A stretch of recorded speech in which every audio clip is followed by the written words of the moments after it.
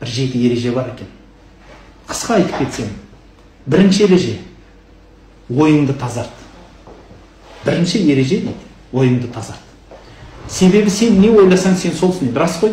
Қарайсыз ба? Сіз егер күн таңертең тұрғанда ренжіп тұрсаңыз, күн сізге қараңғы болып көрінеді. Сіз егер көңілді болып тұрсаңыз, сізге күн жаңбырлы болып тұрса да әдемі болып көрінеді. Сіздің жан дүниеңіз ішіңіздегі ойыңыз ғана бұл. Сондықтан ойыңызды тазартыңыз. Екіншіден, кішкентайдан бастаңыз дейді. Барлық нәрсе кішкентайдан болады. Әрбір үлкен жол кішкентай қадамнан басталады деген сөз бар ғой, атақты. Тасты бір тамшы су тамып теседі деген де сөз бар. Сол үшін кішкентайдан әрдайым қадамыңыз да, ісіңіз де кішкентай бола берсін. Аттап апырақтамаңыз. Пайғамбарымызда да хадис бар. Мынау дін, ұлы дін. Бұл дінге келгенде жұмсақтықпен келіңіздер.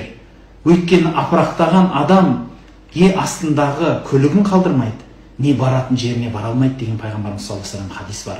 Дін ұстанғанда да майда қадам, әсте кішкентай қадамда болғаныңыз абзал болады. Сол үшін пайғамбарымыздың көзін көрген сахабалардан да қалған өнеге бар. Нәпіл намаздар, сауап амалдарға ұрынған кезде кішкентай қадамнан бастаңыз дейді. Яғни бірден бүкіл 30 түрлі нәпіл намаздың бәрін оқып тастап, барлық ғибадаттарды жасап тастау ешкімнің қолынан бірден келмеген. Оны ақырындап келеді. Сол үшін әрбір іске жай ақырын қадам басқаныңыз абзал. Үшінші ереже, кешірімді болыңыз.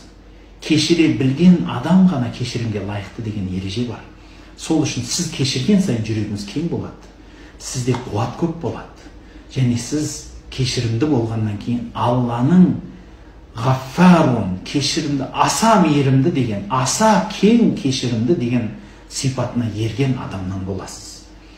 Төртіншісі, әрбір ісіңнің түбін біл дейді. 12-ге толған бала өз ісіне өзі жауапкер болу керек. Сол үшін бір істі жасағанда, әйтеуір жасай салдым, артынан көреміз, бара көреміз демес, әрбір істің түбін жеткізетін орнын біле біліңіз. Оны психологияда осознанность деп атайды. Адам өзінің әрбір ісін саралау деп атайды. Әрбір істі саналы және саралап жасайтын болсаңыз, Абай атамыздың сөзіне тура келесіз. Абай атамыз айтады: ұстаздық қылған жалықпас, үйретуден балаға ақырын жүріп анықпас, еңбегін кетпес далаға, ұстаздық қылған жалықпас, үйретуден балаға дейді.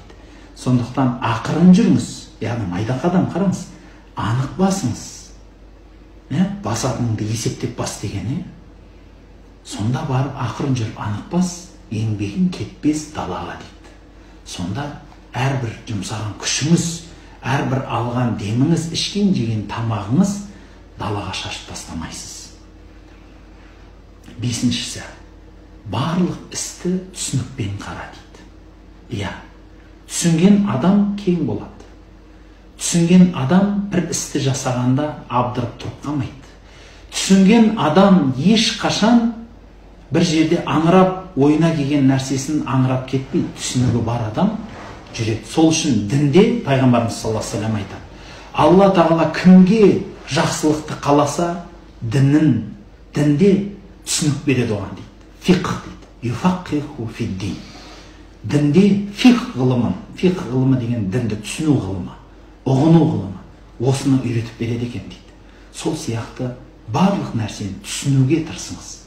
Сол үшін түсіну үшін білім керегін ұмытпаңыз. Алтыншы ереже, өз-өзіңді жең. Өзіңді жеңбей, ешқандай жеңісті жеңдім деп атамаңыз. Бұны біздің дінімізде айтады. Пайғамбарымыз саллаллаху алейхи ва саллямда қалған өнеге бар. Ол өнегеде үлкен ғалымдар, ақырет ғалымдары былай деп айтады: кімде-кім өзінің әлемдегі ең дұшпан өзі екенін білмесе, ол дұшпанын танымапты дейді. Сол үшін бірінші орында өзіңізді жеңіз. Өзіңіздің нәпсіңізді, өзіңіздің бүкіл қалауыңызды бәрін жеңе біліңіз. Өзін жеңген адам үшін басқа дұшпан еш нәрсе істей алмайтындай болады. Бірінші қамал өзіңіздің қамалыңыз. Соны бұзған адамда алдында ешқандай қамал бұзылмастан тоқтамайды. Және 7-ші ереже, үйлесімділікті іздеңіз.